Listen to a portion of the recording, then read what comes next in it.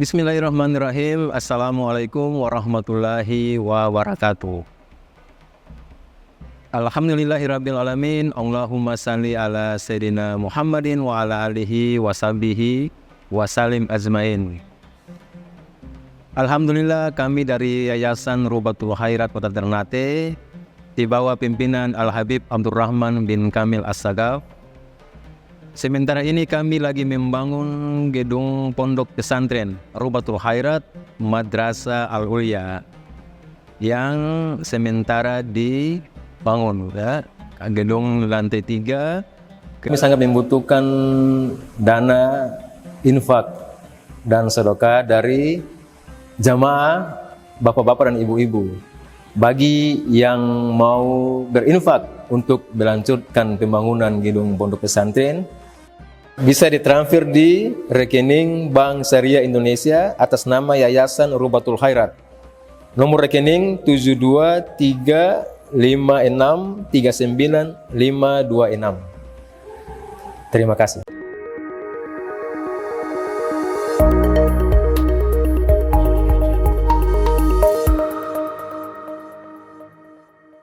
Kita sampai ke bab yang menurut saya sangat penting sekali, sebab ini akan berkaitan dengan ibadah sholat kita yang 5 waktu yang kita tunaikan, kita laksanakan setiap harinya. Imam Nawawi meletakkan satu bab dengan judul apa yang diucapkan apabila seseorang menyampaikan sesuatu kepada orang yang dalam keadaan sholat. Saya sederhanakan ini judulnya, saya sederhanakan bahasanya biar kita mudah memahami, yaitu jika imam ada kesalahan atau ada hal yang dilupakan, ada hal yang terlupakan dari seorang imam, bagaimana respon dari makmum? Apa yang harus disampaikan? Bagaimana cara mengingatkannya? Dan bagaimana niatnya? Nah, itu yang dibahas di bab ini. Diriwayatkan kepada kami di dalam 2 kitab sahih, Sahihul Bukhari dan Sahih Muslim, dari Sahal bin Sa'ad As-Sa'idi, sahabat Nabi. Beliau mengatakan bahwa sesungguhnya Rasulullah sallallahu alaihi wasallam bersabda, siapa yang lupa sesuatu di dalam sholatnya, maka hendaklah dia mengingatkan dengan membaca subhanallah. Di dalam riwayat yang lain, di dalam sahih, apabila ada satu perkara yang membuat kalian lupa, maka hendaklah kaum laki-laki mengingatkan dengan cara membaca tasbih, dan hendaklah kaum perempuan mengingatkan sesama perempuan tentunya dengan cara menepuk tangan, memukul tangan. Nanti kita jelaskan kaifiyahnya, tata caranya. Di dalam riwayat yang lain, at-tasbih lirrijal wa tasfiq linnisa. Tasbih untuk kaum laki-laki, menepuk tangan untuk kaum perempuan, dalam konteks mengingatkan imam. Ya, jangan terbalik, nanti yang laki-laki tepuk tangan, yang perempuannya baca subhanallah.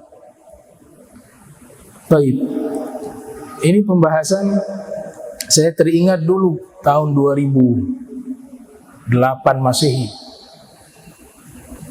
Kami mengaji kitab Hasyiah Bajuri, ya, Hasyiah Bajuri yang ditulis oleh Syekh Ibrahim Bajuri, di tempatnya guru kami Al-Habib Jindan bin Naufal bin Salim bin Ahmad bin Jindan di Al-Fakhriyah, kurang lebih tahun 2008. Persis bab ini yang dibahas.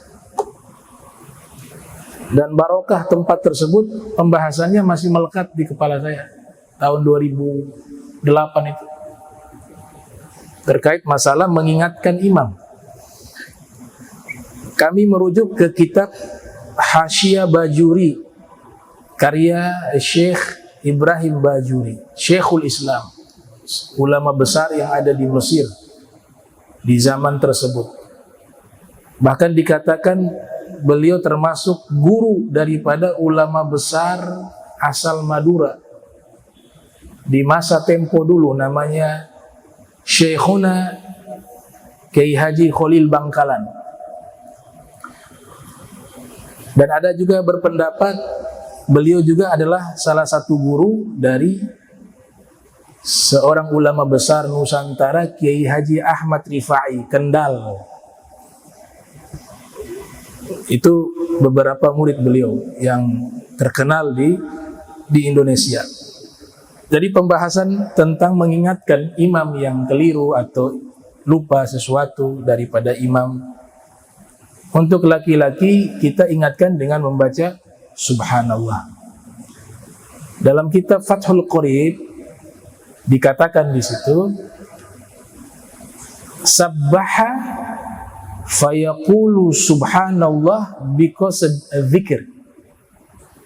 Yang mengingatkan kepada imam dengan membaca subhanallah itu harus niatnya zikir, bukan niat mengingatkan. Niatnya di zikir. Kalau niatnya hanya sekedar mengingatkan imam, maka dikatakan batal sholatnya. Itu yang menjadi poin penting di dalam kajian kitab Hasyiah Bajuri. Maka dikatakan dalam kitab Fathul Qorib because dzikir, dengan tujuan zikir itu saja.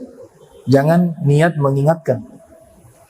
Atau yang kedua, bisa kita padukan niat mengingatkan sekaligus juga di zikir. Itu masih diperbolehkan. Mengingatkan dan juga zikir.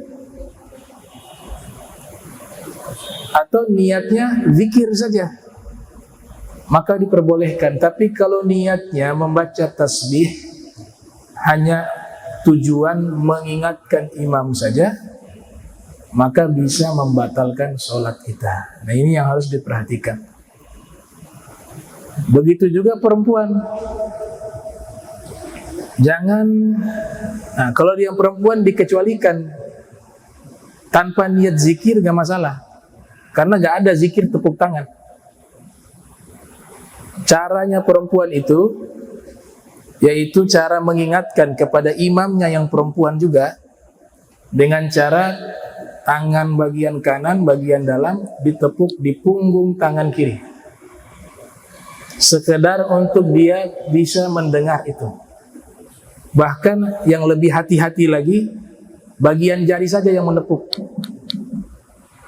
karena anggota jari ini kalau gerak tidak dihitung membatalkan sholat. Kita gatal